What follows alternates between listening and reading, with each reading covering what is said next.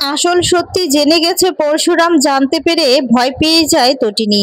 হ্যাঁ বন্ধুরা, এমনটাই দেখা যাবে। বিস্তারিত জানতে ভিডিওটিতে লাইক দিয়ে চ্যানেলটি সাবস্ক্রাইব করে দেখতে থাকুন। গল্পের শুরুতেই দেখা যাবে তটিনীর সম্পর্কে বলরাম বললে তখন পরশুরাম কিছুতেই বিশ্বাস করতে চায় না আর বলে, হোয়াট রাবিশ, তুই কি বলছিস সে সমস্ত বলতো। আর তখন দেখা যাবে বলতে থাকে, হ্যাঁ হ্যাঁ পরশুরাম ও ঠিকই বলছে, একদম ঠিকই বলছে। আর তখন বলরাম বলে, এই শোন, তুই মাথাটা না একটু ঠান্ডা কর, মাথাটা ঠান্ডা কর। তটিনী যেই এনজিওর সাথে যুক্ত ছিল সেই সেই এনজিওর পেছনে সমাজে আড়াল করা, পাশে থাকা, কাল করে সমস্ত কিছু তৈরি হতো। পরশুরাম বলে, বলরাম তুই এগুলো কি বলছিস? বলরাম বলে, পরশুরাম আমি ঠিক কথাই বলছি। এই মহিলারা তারপর ছড়িয়ে পড়তো বিভিন্ন এলাকায়, বুঝতে পারছিস তো, আর তার সাথে যুক্ত ছিল তটিনী। আর তখনই দেখা যায় ফোন করেছে তটিনী পরশুরামকে, তখন ফোনটা রিসিভ করে। এরপর দেখা যায় তটিনী এদিকে বলতে থাকে, এই শোনো। আর তখন বলে, আমি না একটু আগেই জানতে পেরেছি, জানো তো, ওইখানে যে গন্ডগোল হয়েছিল না, আমাদের পিছে যে কতগুলো ছেলে নিয়েছিল, তাদেরকে নাকি কেউ একজন মেরেছে, অনেক মেরেছে তাদেরকে, পুলিশেও ধরে নিয়েছে। তখন বলে, ও তাই নাকি, আমি তো জানি না। আর তখন বলে, তুমি ঠিক আছো তো? এরপর বলে, হ্যাঁ আমি ঠিক আছি। আর তখন বলে, ব্যাপারটা না আমি মানে বুঝতে পারছি না, খুব অদ্ভুত লাগলো জানো তো, বুঝতে পারছি না। আচ্ছা, তুমি ঠিক আছো তো? তখন বলে, হ্যাঁ আমি একদম ঠিক আছি। এরপর বলে যে, আচ্ছা তুমি এখন কোথায় আছো? তখন বলে, আমি ক্লায়েন্টের কাছে আছি। এরপর বলে যে, ও। আর তখন বলে, আচ্ছা ক্লায়েন্টের অফিসে না বাড়িতে? তখন বলে, অফিসে। এরপর বলে, অফিসটা কোথায়? তখন পরশুরাম বলে, তটিনী এত প্রশ্ন করছো কেন? এরপর বলে যে, না না মানে এমনি, আমি আসলে রান্না করছিলাম তো, তাই তোমার যদি লেট হয়ে যায় আসতে, তাহলে জিজ্ঞেস করছিলাম যে, আমি তো এমনিতেও লাড্ডুকে নিয়ে বের হতে হবে, আর ওকে তবলার ক্লাসে পৌঁছে দিয়ে আসতে হবে, তারপর পিকুকে গানের ক্লাসে পৌঁছে দিয়ে আসতে হবে, তাই আর কি জিজ্ঞেস করছিলাম। তখন বলে, ঠিক আছে আমি ঠিক সময় মতো পৌঁছে যাব, তুমি চিন্তা করো না, তোমাকে খাবার আনতে হবে না। তখন বলে, আচ্ছা আমি রাখছি। এরপর বলে, দাঁড়া দাঁড়া তটিনী শোনো। আর তখন বলে, হ্যাঁ কি বলো? এরপর বলে, বলছি কি তুমি একটা এনজিওর সাথে যুক্ত ছিলে না? তখন তো এনজিওর কথা শুনি অবাক হয়ে যায় আর বলে যে, হ্যাঁ। এরপর বলে, আচ্ছা সেই এনজিওর নামটা কি জানো? বলো তো এনজিওর নামটা কি? তখন বলে, এনজিওর নাম তুমি হঠাৎ করে এগুলো জানতে চাইছো কেন? আর তখন বলে, আসলে এমনিতেই, তুমি বলো না, তুমি তো কখনো এই প্রশ্নগুলো করোনি। এরপর বলে, না না হঠাৎ মনে হলো তাই জিজ্ঞেস করলাম। এরপর বলে, তোমার হঠাৎ এনজয়ের কথাই বা মনে হলো কেন? এরপর বলে যে, না না এমনিতেই আর কি। কি আজকাল আর যাও না? আর তখন বলে যে, না যাই না, আসলে এই সংসার আর ওই যে কেস টেস ঝামেলা, এই সমস্ত ঝামেলা মিটিয়ে আর যাওয়া হয় না, সংসারের এত চাপ, তারপরে এত বড় একটা কেস গেল, কর্ণ চ্যাটার্জি, কবির, আর তারপর লাড্ডুর কিডন্যাপ, সবকিছু মিলিয়ে আর যাওয়া হয় না। বলো না এনজয়টার নামটা কি ছিল? আর তখন বলতে থাকে, এনজয়ের নাম ছিল সোসাইটি। আর তখন এ কথা বলতেই এরপর বলে, আচ্ছা ঠিক আছে। তখন ফোনটা রেখে দেয়। যায় নাম জিজ্ঞেস করে, বলরাম বলে, কি নাম বললো? এরপর বলে যে, নাম বললো তো পিয়ানির সোসাইটি।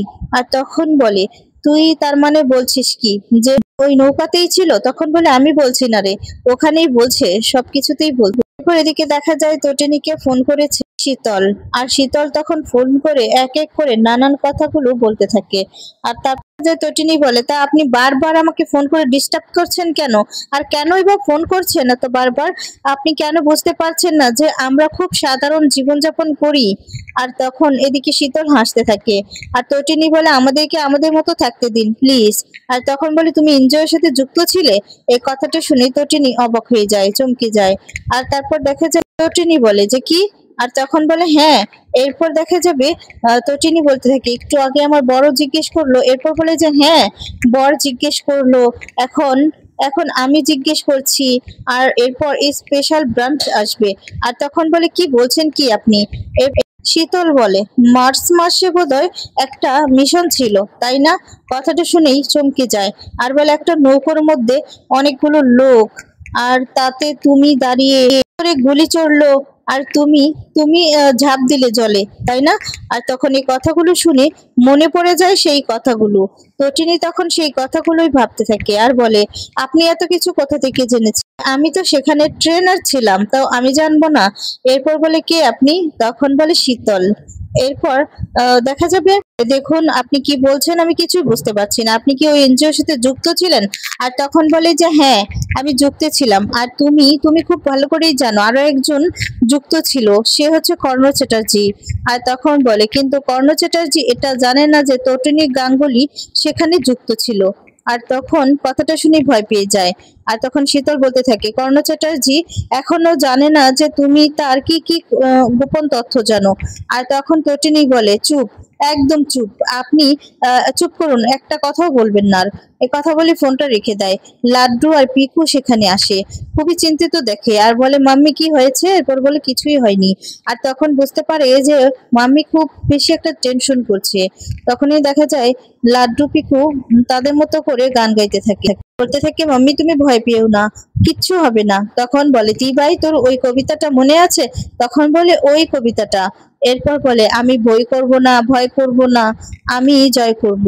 বলতে থাকে, আমি ভয় করব না ভাই, ভয় করব না, দুবেলা মরার আগে মরবো না। এই সমস্ত বলতে থাকে। তটিনীর মনটা ভালো করে। তটিনী তখন ওদেরকে জড়িয়ে ধরে।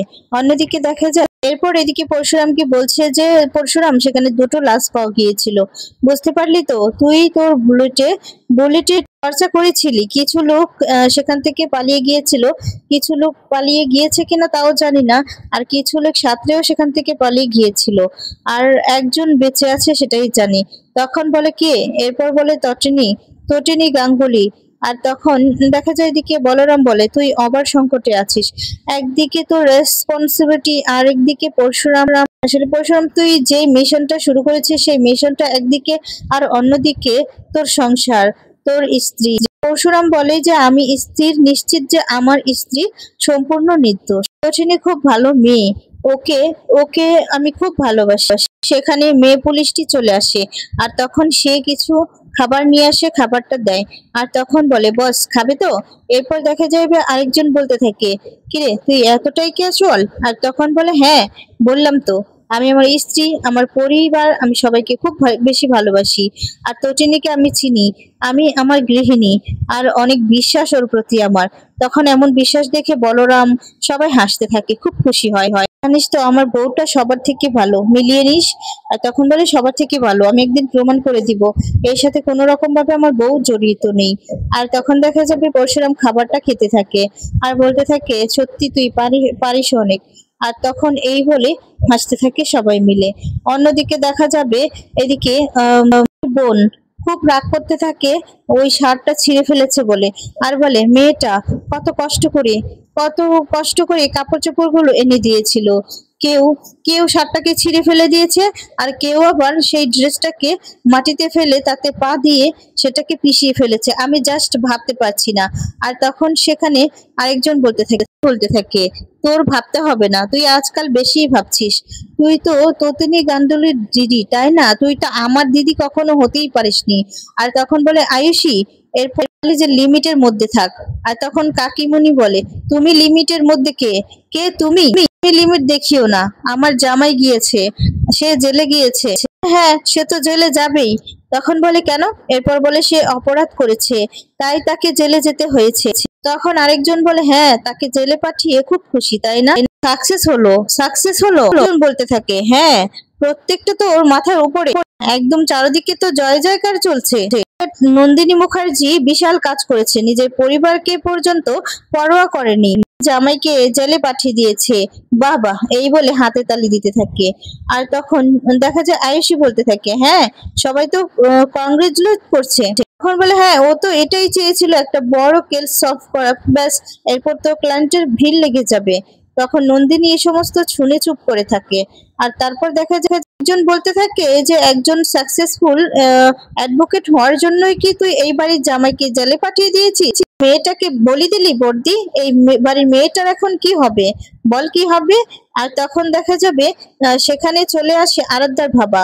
আরাধ্যার বাবা বলে যে মেয়েকে নিয়ে আমি এই বাড়িতে চলে আসবো। আরাধ্যার মা বলে কে? আর তখন বলে হ্যাঁ আমি বলছি, আমার মেয়েকে ডিভোর্স দিয়ে এই বাড়িতে নিয়ে আসবো, ডিভোর্সের ব্যবস্থা করব এবং ওকে ওই বাড়িতে রাখবো না, এই বাড়িতেই নিয়ে আসবো। আর তারপর সবাই কথা শুনে অবাক হয়ে যায়। আরাধ্যার মা বলে কি বলছো কি তুমি? তখন বলে হ্যাঁ এটাই আমার সিদ্ধান্ত। আর তখন দেখা যাবে এদিকে নন্দিনী বলে যে হলো, দেরিতে হলেও তুমি বুঝতে পেরেছো। আর তখন জিৎ মুখার্জি বলে নন্দিনী প্লিজ চুপ করে থাকো, প্লিজ চুপ করে থাকো, কোনো কথা বলো না, কারণ তোমার সাথে আমি কোনো সম্পর্ক রাখতে চাই না, তোমার সাথে কোনো সম্পর্ক রাখতে চাই না। তুমি তুমি আর তটিনী পুরো পুরো বৌদির মতো হয়েছো, বুঝতে পারছো তো? তোমাদের কাছে আপন জনের কোনো মূল্য নেই, কোনো মূল্য নেই। বলো কোনটা ঠিক কোনটা ভুল। হ্যাঁ আমি মানছি, আমি মানছি যে আমি ভুল করেছি, আমি ভুল করেছি, আমি স্বীকার করছি যে আমি ভুল করেছি, কিন্তু কোনোদিন আমি চাইনি যে আমার নাতি। আর তখন আরেকজন বলতে থাকে কি করতে তুমি, কি করতে তুমি নাতিকে বলো, কি করতে তুমি? আর তখন আরেকজন বলে থাক এসব কথা বন্ধ করো, বন্ধ করো এসব কথা। তখন বলে না না বলতে দাও, বলতে দাও, তোমরা এর মধ্যে যুক্ত ছিলে তাই না, তুমি কর্ণ চ্যাটার্জি এর মধ্যে যুক্ত ছিলে তাই না? আর তখন কোনো কথাই বলে না জিৎ মুখার্জি, চুপ করে দাঁড়িয়ে থাকে। নন্দিনী মুখার্জি বলে আমি জানি, আমি জানি তোমরা ছিলে, আর হিড় হিড় করে আমি চাইলেই তোমাদেরকে কোর্টে নিয়ে যেতে পারতাম, আমি চাইলেই তোমাদের জেল হাজত হতে পারতো। আর তখন জিৎ মুখার্জি বলে আমি রিকোয়েস্ট করছি তোমাকে, রিকোয়েস্ট করছি তোমাকে, মুখ সামলে কথা বলো, মুখ সামলে কথা বলো। হ্যাঁ আমি হেল্পলেস, আমি জানি আমি হেল্পলেস, আমি একজন সেই মেয়ের বাবা, অসহায়, অসহায় বাবা, অসহায় যে আমার মেয়ে এই সিচুয়েশনে আছে, আর এখানে তাকে নিয়ে প্রেস মিডিয়া কোর্ট সমস্ত কিছু হচ্ছে, তোমার তো জয় জয়কার হচ্ছে একদম। আর তোমার বোন তটিনী শিবপ্রসাদ গাঙ্গুলি, আর ওরা তো একটা মিডল ক্লাস, নিয়ে বড় বড় করে লেখা হয়েছে, আবার বড় বড় লেকচার দেওয়া হচ্ছে যে কর্ণ চ্যাটার্জিকে এবং কাবিরকে শেষ করে দেওয়ার প্ল্যানিং করছে, শেষ করার রেপুটেশন বলে আর কিছু নেই, সবকিছু শেষ। মুখার্জি হাত জোর করে বলে তোমার কাছে আমি হাত জোর করছি, এবার বন্ধ করো, আমাদের বাঁচতে দাও, আমাদের বাঁচতে দাও। দেখা যায় তটিনীর মা বলে তুমি এভাবে ভেঙে পড়ো না, দেখবে সবকিছু ঠিক হয়ে যাবে। তখন এ কথা শুনে জিৎ মুখার্জি বলে কি ঠিক হবে বৌদি, কি ঠিক হবে, বলতে পারো তুমি যে কি ঠিক হবে? কবিরের কত বছরের জেল হবে তুমি কি সেটা জানো? জানো না? ততদিন আরাধ্যা কি করবে, কি করবে আরাধ্যা? আর তাই আমি সিদ্ধান্ত নিয়েছি যে আমি আমার মেয়েকে এই বাড়িতে নিয়ে চলে আসব, আর কাবিরকে আমার মেয়ে ডিভোর্স দিবে, বুঝতে পারলে তো? অন্য জায়গায় ওর বিয়ে ঠিক করব আমি। দেখা যাবে এদিকে আরাধ্যার বোন বলছে যে ড্যাডি তুমি এসব কি বলছো, কি বলছো, ও তো কাবিরকে ভালোবাসে তাই না, ওর অন্য জায়গায় বিয়ে হয়ে গেলে তো ও সুখী হবে না ড্যাডি। আর তখন বলে আমি বললাম তো, আমি বললাম আমি আরাধ্যাকে ওইখানে রাখবো না, কিছুতেই রাখবো না, চ্যাটার্জির বউ হিসেবে দেখতে চাই না। তখন বলে ড্যাডি তুমি একটু বোঝার চেষ্টা করো না, তুমি এভাবে ভেঙে পড়ো না, প্লিজ তুমি এভাবে ভেঙে পড়ো না, তুমি ভেঙে পড়লে কি হবে বলো তো, কি হবে? দেখা যাবে জিৎ মুখার্জি বারবার করে তটিনী আর নন্দিনী দুজনকেই দোষারোপ করছে যে এর জন্য তোমরাই দায়ী। আর তখন এই কথা বললে এদিকে তটিনীর মা বলছে বারবার করে আমার মেয়েদেরকে দোষারোপ করবে না, ওদেরকে তুমি এই সমস্ত বলবে না, একটা ছোট শিশু, আমার নাতি সারাটা রাত কলকাতা শহরে ঘুরেছে, একা একা ঘুরেছে, গুন্ডাদের ফেস করেছে, গুন্ডারা পিছনে তাদের পিছনে ঘুরেছে, আর আমার নাতিটা একা একা হেঁটে বেরিয়েছে, গুন্ডারা কোনো একটা গলিতে নিয়ে গিয়ে মেরে ফেলার চক্রান্ত পর্যন্ত করেছিল, সেটা প্রমাণ করে দিয়েছে তো আমার বড় মেয়ে, সবটা প্রমাণ করে দিয়েছে কি তাই না? আর তখন আর কোনো কথাই বলতে পারে না। তারপর দেখা যাবে টিনির মা বলে দোহাই তোমার, ওদেরকে তুমি এরকমটা করো না, সন্তানের কিছু হলে যে কি হয় সেটা সেটা আমরা বুঝি, বুঝতে পারলে তো? আর তখন দেখা যাবে জিৎ মুখার্জি বলে আর আরাধ্যা, আরাধ্যা বৌদি, আরাধ্যাও তো আমার সন্তান, আর কবিরও তো আমার সন্তান তুল্য, তাদের জীবন তো শেষ করে দিল, শেষ করে দিল, আর একটা কালো দাগ পড়ে গেল ওদের জীবনে, তাই না? ওটা কি মুছবে? কখনো মুছবে না। সেই মুহূর্তে দেখা যায় জিৎ মুখার্জিকে ফোন করেছে কর্ণ চ্যাটার্জি, আর তখন বলে যে হ্যাঁ হ্যালো, এরপর বলে হ্যালো আমি কর্ণ চ্যাটার্জি বলছি। তারপর বলে মিস্টার মুখার্জি আমি আপনাকে আবার অনুরোধ করছি, আপনি আপনি প্লিজ প্লিজ ডিভোর্সের জন্য মুভ করবেন না। আমি আপনাকে বলছি যে আমার ছেলে শেষ হয়ে যাবে। আর ও যদি আরাধ্যাকে দেখতে না পায় তাহলে আমার ছেলেটা শেষ হয়ে যাবে। আপনি বোঝার চেষ্টা করুন প্লিজ। ও সারা জীবন আমাকে ভালোবেসেছে, আমি ওকে ভালোবেসেছি। ওর আর কেউ নেই ওর। তারপরেও জীবনে আরাধ্যা এসেছে। ওর জীবন থেকে যদি আরাধ্যাকে সরিয়ে দিন তাহলে কষ্ট পাবে, যন্ত্রণা পাবে, ছটফট করবে, এরপর ভয় পেয়ে নিজেকে শেষ করে দিবে। তাই আমি অনুরোধ করছি আপনাকে। আর তখন দেখা যাবে আরাধ্যের বাবু বলে যে মাফ করবেন, আমি আপনার কাছে ক্ষমা চাইছি। আপনি একজন বাবা, তো তাই নিজের ছেলেকে নিয়ে টেনশন করছেন। আর তখন বলে তেমনি আমি একটা মেয়ের বাবা, আমাকেও টেনশন করতে হয়, আমাকেও তো আমার মেয়ের দিকটা দেখতে হয়, আমি তো দেখবই, তাই না? আর তখন জিৎ মুখার্জির কথা শুনে কর্ণ চ্যাটার্জি বলে, মিস্টার জিৎ মুখার্জি, আপনি বোধহয় ভুলে গিয়েছেন আপনি কার সাথে কথা বলছেন। তখন বলে যে না, আমি ভুলিনি মিস্টার চ্যাটার্জি, ভুলিনি। আর তখন বলে হ্যাঁ, আপনি ভুলে গিয়েছেন আরাধ্যা যদি আমার বাড়ির বউ হতে না পারে তাহলে কোনো বাড়ির বউ হবে না, কোনো ডিভোর্স হবে না। কে বলে দিচ্ছি, আমার ছেলের জীবনটা আপনি এভাবে নষ্ট করতে পারেন? তখন জিৎ মুখার্জি রেগে যায় আর বলে মিস্টার চ্যাটার্জি। তারপর দেখা দেখা বলে আপনি কি আমাকে হুমকি দিচ্ছেন? কর্ণ চ্যাটার্জি বলে হ্যাঁ, দিচ্ছি। মাথায় রাখুন, সবাই চলে গেছে, কেউ থাকবে না। শিবপ্রসাদ মুখার্জি, মানে সবাই থাকবে না, কেউ থাকবে না, আপনিও থাকবেন না। আমার ছেলে যদি কিছু হয়ে যায় আমি কাউকে কিন্তু ছাড়বো না, বুঝতে পারছেন তো? আর এই বলে ফোনটা রেখে দেয়। জিৎ মুখার্জি এদিকে হেলো হেলো বলতে থাকে, কোনো শব্দই করে না। তারপর ফোনটা রেখে দেয়। আর তখন এদিকে কর্ণ চ্যাটার্জি কাঁদতে থাকে আর বলে, I am really sorry my son, I am really sorry. আমি তোমার জীবনটা নষ্ট করে দিলাম, নিজের হাতে নষ্ট করে দিলাম। আমাকে তুমি ক্ষমা করে দিও। আমি মানছি হয়তোবা তোমাকে আমি সঠিক শিক্ষা দিতে পারিনি, হয়তোবা তোমার লোহরীর মতো একজন মায়ের দরকার ছিল, যার কাছে আমি যেতে দেইনি তোমাকে। এই বলে খুব কাঁদতে থাকে কর্ণ চ্যাটার্জি। আর বলে এখন আমি কি করব, কিভাবে তোমাকে বাঁচাবো? ও তো ছেড়ে চলে গেল, এখন তোমাকে আমি কি করে বাঁচাবো সেটাই বুঝতে পারছি না। আর তারপর এই বলে খুব কাঁদতে থাকে। তখন দেখা যায় কর্ণ চ্যাটার্জিকে ফোন করেছে শীতল আর বলে, কে বলছেন? এরপর বলে যে আমি যেই বলি না কেন, আপনার সামনে বড় একটা বিপদ আসতে চলেছে। এই কথা বলে হাসতে থাকে। আর তখন বলে কি বিপদ? এরপর কিছু না বলেই ফোন কেটে দেয়। অন্যদিকে দেখা যাবে একে তটিনীকে বলরাম, ওরা সবাই মিলে খুব চাষাবাদ করতে থাকে। আর তখন সমস্ত কিছু জিজ্ঞেস করলে তো অবাক হয়ে যায় তটিনী, ভয় পেয়ে। তটিনীকে জিজ্ঞেস করে আপনি কি কোনো এনজিওর সাথে জড়িত ছিলেন? আর তখন বারবার করে জিজ্ঞেস করলে তটিনী বলে ধরে নিন ছিলাম। বলরাম তখন বলে আপনি ওখানে ঠিক কি কাজ করতেন? আর তখন বলে ওখানে আমি ইয়াং ছেলেমেয়েদের শেখাতাম, মানে বাংলা ইংলিশ এসব শেখাতাম। আর তখন দেখা যাবে আরেকজন বলে অগ্নিয়াস্ত্র। আর তখন বলে যে না না, আচ্ছা 13ই মার্চ আপনি কোথায় ছিলেন? আর তখন তটিনী বলে 13 তারিখে আমি কোথায় ছিলাম, কি করছিলাম সেটা আপনাদের বলা সম্ভব নয়। আর তখন দেখা যাবে এদিকে পরশুরাম বলে যে বলরাম যার সাথে কথা বললো সে হচ্ছে আমার স্ত্রী, তাই সম্মান করতে রেসপেক্ট দিয়ে কথা বলিস। আর তখন বলে তাহলে কি বলতো, আমরা কি করে ধরবো? আর তখন বলে সেই দায়িত্ব এই পরশুরামের, বুঝতে পারলি তো? আর এদিকে দেখা যায় সমস্ত কিছু দেখতে পাই যে তটিনীর নামেই। আর তখন তটিনীও এদিকে ভয় পেয়ে যায়। তো বন্ধুরা, আজকে ভিডিওটি তোমাদের কেমন লেগেছে কমেন্টস করে জানিয়ে দাও। ধন্যবাদ। পরবর্তী আপডেট পেতে অবশ্যই চ্যানেলটি সাবস্ক্রাইব করে বেল আইকনটি বাজিয়ে দিবে। ধন্যবাদ।